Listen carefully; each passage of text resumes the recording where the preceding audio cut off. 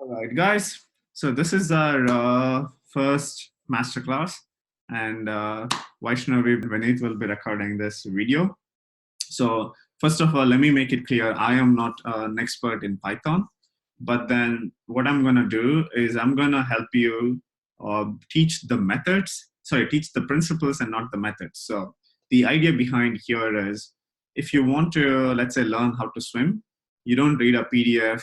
Like, you don't read 500-page PDF on how to swim, like everything about butterfly and like backstroke and whatnot, right? You jump into the swimming pool. So I like that idea, or the analogy of just pushing you guys into the swimming pool directly, and then working on one project, and then and then learning along the way. So I didn't really have much time to prepare for this. So we will sort of do it by Googling and on the fly, basically. So a couple of things I wanted to say. So Vaishnavi, how many languages do you speak? I speak 4 languages: Kannada, English, Hindi, and Konkani. Okay, and why do you think coding is hard? You accepted earlier that coding is hard, right? So why do you think it's hard? Because I didn't get much exposure to coding. I just learned coding in 7 days. Okay, what do you mean by 7 days?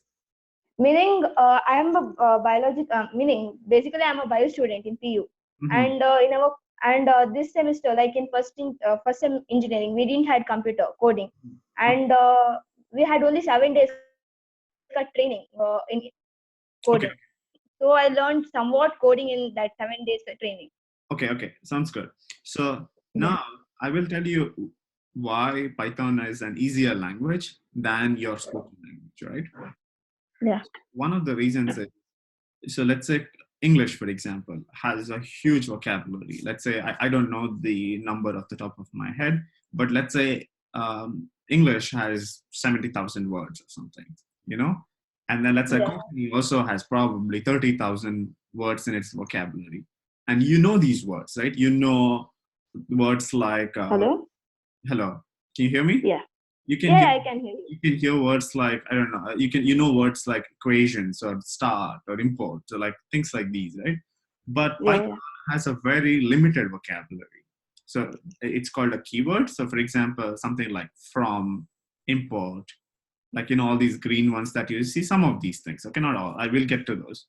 So the keyword list is very limited. It's probably within 100 or something.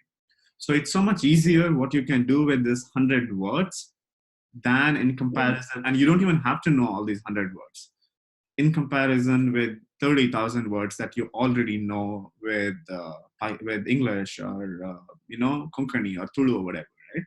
So all we have to do is it's more like a Lego set. So you can think of it as keeping these Lego blocks one on the other to make a beautiful program. And then I'm gonna show you some of the settings and how we can go about this. So quickly, so this is something, it's called Jupyter Notebook. What you're supposed to do is actually have a version of Jupyter Notebook running on your laptop.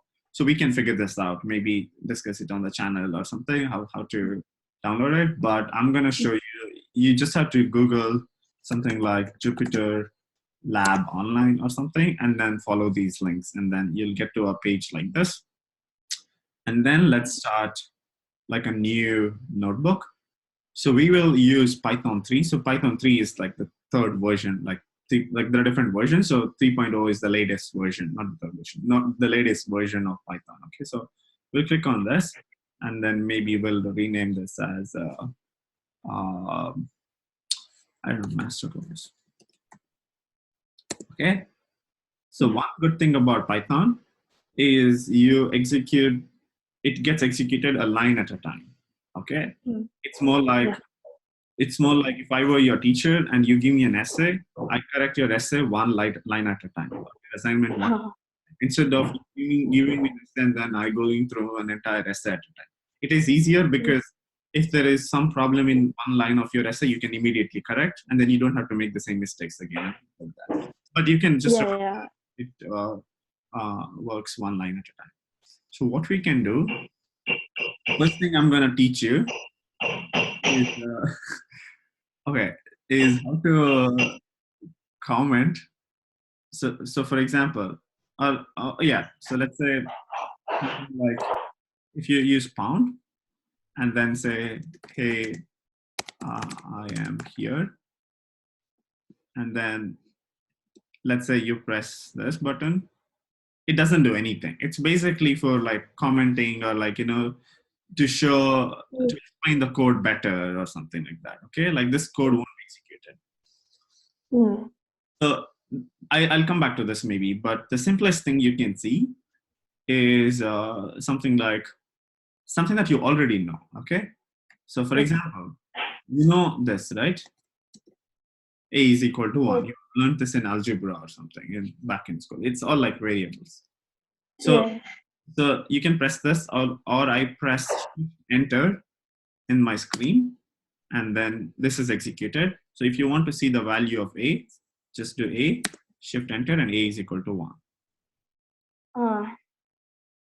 And then do B is equal to 1, shift enter, and then if I press A is still 1 because the Jupyter notebook actually like it saves early values too. But if I do B is equal to B is 1 now. But if I do something like C, it says C is not defined. Do you know what it means? Yeah, I got it. It's not initialized. Yes, it's not initialized. We haven't used C at all, right? So that's why it's not defined. So, but then if I were to, let's say here, let's go and then write D is equal to 5, but I comment it. Commenting, you can either do like that, like this. The keyboard shortcut is Control / and then it comments. And then if I do shift enter again, and then D, do you think it will be executed? No, it won't. Yeah, because it's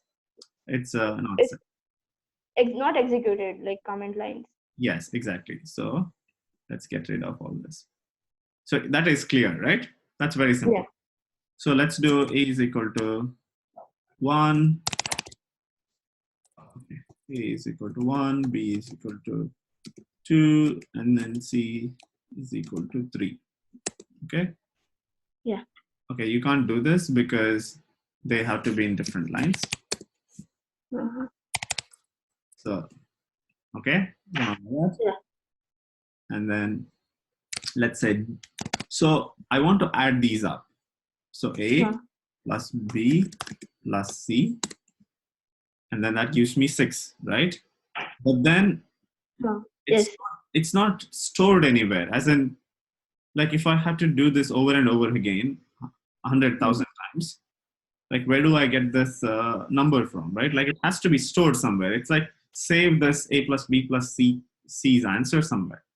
So what I do is, this is a little weird. D is equal to, yeah, so what it means is do this step first and then assign it to D. Yes. Okay. So if I do that, and if I do D, so now D has 6. Like I can do this over and over again. So it's a little slow because we are on a video recording, but you can do this over and over again. Got it? Yeah. So it's 100% clear, right? You have no questions about this.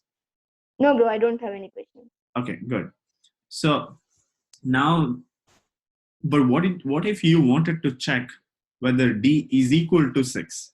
Like you want to see whether D is equal to 6. If I do D is equal to 6, what it is, put 6 in D, like save 6 as D, right? But I want to see whether D is equal to 6. So the way you see, there are two different things. One is checking, one is assigning, right? So the way you do this, you put 2 equals, saying it equal to 6. So it is true. Yeah. Do you get it? You don't have to take notes. Yeah, bro. So, but you want to, so this is D equal to 6. But you want to check whether D is not equal to 6, right? This is D equal to 6, not equal to 6 would be, is D not equal to 6? That would be false. Okay? False. D is equal to 6, true, but D is not equal to 6, false. This not is, you can think of it as between the equal to signs. Yeah. Okay? So now I want to do something nicer, right? I mean, this is probably not so great. So let's say my score is 93, and I want to do, if my score is more than 90, then say excellent. Okay. But if your score is less than 90, say work harder or something. Okay. So we basically want to print something. Okay, like print saying you're excellent, and otherwise you want to say no, not so excellent or something, not like work harder. So the way you print, it's now getting harder, but I will come back to it. Is so the way anything, a lot of things in Python or in many other languages is called functions. Okay, and this again is algebra. You learned this in algebra. It's very simple. So how do you do f of x, right? F of x equal to something like x plus a or something, right? F of x comma a, f of x comma a, x plus a, something like that, right? You learn. So where this f of x a does, what it does is it says x plus add x plus a. But let's say instead of this f, we have print, right? Print. What print does is, now print also, so for example, sin x, right? You have learned sin x.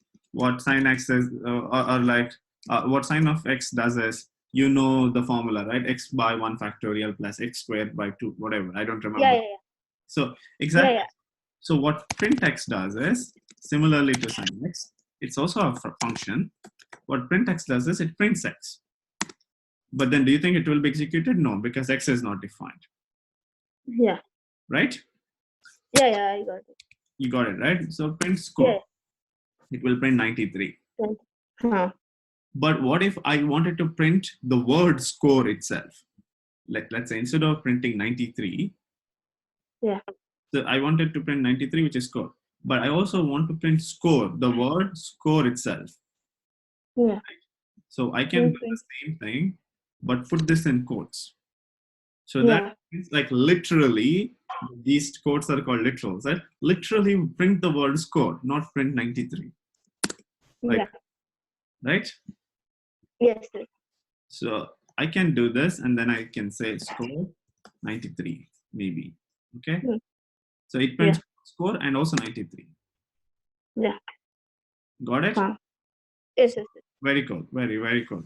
So now what we can do is, let's say, so I was talking about if score is more than 93, say, so more than 90, say very good. And otherwise, say work harder or whatever, right? So how would you think about it in your own mind, right? So you'll say, if score, like if you were taking notes in the class, right? Score more than 90, then print. Vaishnavi, sorry, don't take notes. It's okay. You'll be distracted. Don't take notes at all. It's fine. If you have questions, just ask me again. Okay. Yes. So if score is more than 90, print excellent. Right? Otherwise, print work hard. Do you see any problem with this? Anything? Maybe? At present, no, bro. Directly greater. Don't we have to compare if? No, that's okay. I mean, so something like, okay, we'll go back to this. For example, print excellent, right? So if I were to write print excellent, would this be executed properly? No, it won't. Why? Why won't it be? Excellent is not initialized. Exactly. So how can you change this? Which one, bro? To put that double quotes, then excellent will be printed. Very good. Hello? Good job. Good job. So let's make, okay? Let's make those. So the other problem here, you see if is colored green, right? So that is just the vocabulary that we were talking about. But otherwise, it's not. So maybe something is wrong here, right? So I think it's not otherwise. Hello? Yeah, can you hear me? Yeah. So it's not otherwise, like just like it's green here, it's a vocabulary that we were talking about, right? It's a keyword. It's a part of Python's vocabulary, just like the hi, hello. But otherwise, it's not. So maybe it's something else, right? We need to think. It's not otherwise. Maybe it's some other synonym of otherwise. What about else? Oh, that works fine, right? Else is green now. But there is another problem here, the final problem, okay? And then we are set. We are pretty much, it's easier. What if a score is more than 90? You want to print excellent. You also want to print good job. Okay. Yeah. And you want to do something like let's say you want to add three numbers. You want to add 1 plus 2 plus 3, let's say, and then you want to check like if d is equal to 6, then then print hello or something. So the problem here is, does this else belong to this if or this if? Do you see what I mean? So I mean to say, do all this with this if. In C programming, we used to put brackets. Here, Yes. I have no clue. Yeah. Let's not discuss C program. Let's assume, because like not many people would know C program, right? But you're right. What I'm trying to say is that these belong to this if, right? Yeah. And not this. This else belongs after this if, right? So what you're supposed to do is put a tab. So that you say, it's just like writing pattern, right? So that you say this thing belongs to this if. Okay. So maybe I will delete this for now. But what I'm trying to say is, so the minute you write if condition, put a colon to indicate that all of this belongs to this block, just like your brackets, but without assuming, C. Let's say if it was like this, more than 90, put a colon saying I'm beginning a new block that belongs to this if condition. And then automatically Jupyter will give you the tab and then say, excellent job. Okay, and then that's enough for now.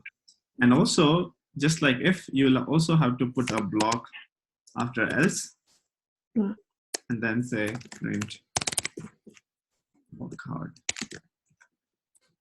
Okay. Is that clear? Do you have any questions? No, bro, I don't have any other questions. I understood this. Okay, good. So excellent job. Okay. Yeah. So if you wanted to do, if score is more than 90, score is more than 85, let's say, or like 75. If score is more than 75, so you because there are multiple ifs, so you say if, else if, else if, else if, and then finally else. If there are multiple of these conditions. But like this is so much hard to type. Like what does that even mean, right? So we will just use elif. Else if is like so much, 2 more keys to type. So let's just use elif. So you put elif here. Now Vaishnavi, pay attention, okay? Because I will make mistakes and you will correct me. Yes, bro. Bro, tab space. Here, tab. Okay, and then anything else? Yeah. This is, and you have that colon. Yes, very good. Good job. See, you are excellent at coding. Good. So thank you, bro. So you followed this, right? This is easy now. Yes, bro. Yeah. But let's say you wanted to print excellent job 100 times. Yeah. Okay. So then I will do this. Right? Yeah. It's so tedious to print it like this. Yeah. Like I'll have to do this 100 times. So what we can do is, let's say Okay, maybe it's a little confusing now. Okay. Anyway, so I will come back to this. It's okay. Let's not Yeah. let's not do this for now. So one of the other things, let's say, so this is understood, right? Yeah. So now I will show you some containers. Okay, they are called Yeah. data structures, but let's not use the word data structures. It's hard to understand. But think of it more Yeah. like containers. So Yeah. you had a to-do list, something, or like a list of subjects, right? A list of Yeah. subjects. Okay, so something Yeah. with math. Is this correct? Can I write like this, math? Okay, bro. List of subject. Yeah, but if you don't put actual quotes like this, math becomes a variable, right? Math becomes like this. Variable as in it becomes like A, B, C, D, and so on. So if I write, We if I write math as it is, it says math is not defined. But if I yeah. put this, it says math. As in like Uh-huh. it as a literal word. And don't think of it Okay. as a name. For example, Vaishnavi. Yeah. Is that how I pronounce your name? Right? Spell your name Vaishnavi, right? Yeah. So Yeah. Vaishnavi can also be equal to 50. I used to have names like Ratik Roshan and so on in my program. But anyway, so you see, Yeah. but this is not what I mean. What I mean is Yeah. this, right? Yeah. So, okay, cool. So what we will do is, let's clean this up. Let's have math and English and maybe biology as three things, okay? Yeah. But then I want them to be in a list, like in your to-do Yeah. list, right? So I will, it's Yeah. slightly tricky now for you to understand, but what I'm trying to say is when it is a list, put them in square brackets like these. Yeah. So it will be slightly clear what I'm talking about. Put Yes, them bro. in brackets like this, and then say sub, and then you're assigning them, right? Just like you were Yeah. assigning a number earlier, now you're assigning a list. So say subject. Yeah. Okay. Yes, bro. You're putting them in a list like this, and then you're assigning it to subjects. Yeah. You can say subjects. Okay. Is that Yeah. clear? Yes, And bro. Yes, bro. let's say scores. Let's say 10. It can be numbers. Sorry, it can be numbers too. Math 100, 90, Yeah. 94.5, and biology would be 98. So scores would be like these. Uh-huh. Okay, bro. Yeah. So now what I want to do is I want to go through each score. Yeah. And then I want to say whether that score, wait, let's make it 78 and then 74.5 or 64.5. So I want to go through each score and I want to do the same thing. Yeah. I want to do this same thing. If score is more than 90, excellent. If it's more than 75, this is not too bad, and then work. Okay. Yeah. Is that clear? Yes, bro. Yes, bro. So I want to go through this one at a time. One thing you can do is, how can we do this? So for example, like where is it here, right? Score. So I can say score is equal to 100 and write this. Right? Yes, bro. And then say score is equal to 0.5 and then do this again. But if there are 1,000 scores, I'll have to do this 1,000 times, right? It is so much of a problem. Yes. So what we are gonna do, we are gonna say, go through each of them at a time. Go through each score at a time. Okay, so now imagine this is one score, this is another score, this is another score in the scores, right? So what I'm trying to say, like, let's say So it's more like sigma x, right? You have seen, I can't draw unfortunately, but Yeah. in math I you got it. sigma x and then x squared. Yeah. So it means for each x, right? So something like, so what I'm going to say is, say the way it is written as 4, and then let's say 4 in scores. Okay. Okay. Let me Yes, comment. bro. Let me comment this. Okay. So what it means is, for score in scores. So each scores, print score. Do you see any problem with this, or is this fine? I guess it's fine, bro. It's fine. Yeah. Now, after the error message, can you correct it? Yeah, Python. Use line one. Is it print? Do we need like tab space? Yes. Why do we need that? Okay. That's all. Is that correct? It still says invalid syntax and it has that caret. For scores in scores. Print scores. Maybe you need graph.